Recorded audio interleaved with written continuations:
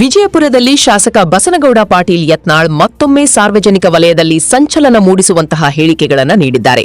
ಹಿಜಾಬ್ ಮತ್ತು ಕೇಸರಿ ಶಾಲಿನ ವಿವಾದದ ಕುರಿತು ತೀವ್ರ ಆಕ್ರೋಶ ಹೊರಹಾಕಿರುವ ಅವರು ಕಾಂಗ್ರೆಸ್ ಸರ್ಕಾರಕ್ಕೆ ನೇರ ಸವಾಲು ಹಾಕಿದ್ದಾರೆ.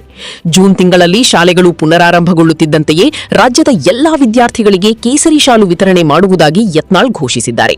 ಕೇಸರಿ ಶಾಲು ಧರಿಸುವುದು ನಮ್ಮ ಹಕ್ಕು, ನಮ್ಮ ಧರ್ಮ ಎಂದಿರುವ ಅವರು ಕೇಸರಿ ಶಾಲು ಹಾಕಿಕೊಳ್ಳಲು ನಿಷೇಧ ಹೇರಲು ಇವರಿಗೆ ಯಾರು ಅಧಿಕಾರ ಕೊಟ್ಟಿದ್ದಾರೆ ಎಂದು ಪ್ರಶ್ನಿಸಿದ್ದಾರೆ.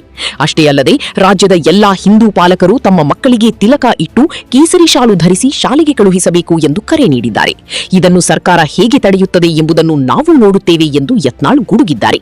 ಇಷ್ಟಕ್ಕೆ ನಿಲ್ಲದ ಯತ್ನಾಳ್ ಇನ್ಮುಂದೆ ಶಾಲೆಗಳಲ್ಲಿ ಹಾಜರಾತಿ ಅಟೆಂಡೆನ್ಸ್ ವೇಳೆ ವಿದ್ಯಾರ್ಥಿಗಳು ಎಸ್ಆರ್ ಎನ್ನುವ ಬದಲು ಜೈ ಶ್ರೀರಾಮ್ ಎನ್ನಬೇಕು ಮತ್ತು ಶಿಕ್ಷಕರಿಗೆ ನಮಸ್ಕರಿಸುವಾಗ ತಲೆಬಾಗಿ ಜೈ ಶ್ರೀರಾಮ್ ಎಂದು ಗೌರವ ಸಲ್ಲಿಸಬೇಕು ಎಂದು ಹೊಸ ವಿವಾದಕ್ಕೆ ನಾಂದಿ ಹಾಡಿದ್ದಾರೆ.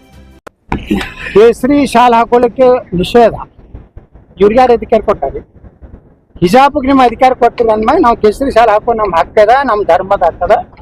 ಜೂನ್ದಾಗ ನಮ್ಮ ಶಾಲೆಗಳು ಪ್ರಾರಂಭ ಆಗ್ತಾವು. ನಾವು ಬಿಜಾಪುರನಿಂದಲೇ ನಮ್ಮ ಮಕ್ಕಳಿಗೆ ಕೇಸರಿ ಶಾಲೆ ಹಾಕುವಂತ ವಿತರಣೆ ಕಾರ್ಯಕ್ರಮ ಪ್ರಾರಂಭ ಮಾಡ್ತೀವಿ.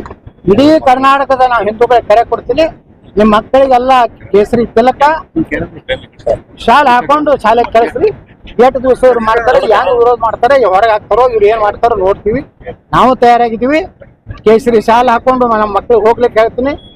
ಹಣೆ ಮೇಲೆ ಕೇಸರಿ ತಿಲಕ ಹಾಕಿ ಇಟ್ಕೋರಿ, ಜೈ ಶ್ರೀರಾಮ್ ಅಂತ ಇಂದಾಗ ಅಟೆಂಡೆನ್ಸ್ ಹೋಗ್ತಾರೆ.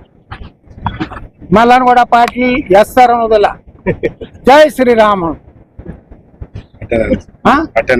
ಮಿಸ್ಟರ್ ಎಕ್ಸ್ ಎಸ್ ಜೈ ಶ್ರೀರಾಮ್. ಸರ್ಗಳಿಗೆ ನಮಸ್ಕಾರ ಮಾಡಕ್ ಜೈ ಶ್ರೀರಾಮ್, ತಲಿಬಾಗಿ ನಮಸ್ಕಾರ ಮಾಡಿ. ನಿಮಗೂ ಜೈ ಶ್ರೀರಾಮ್.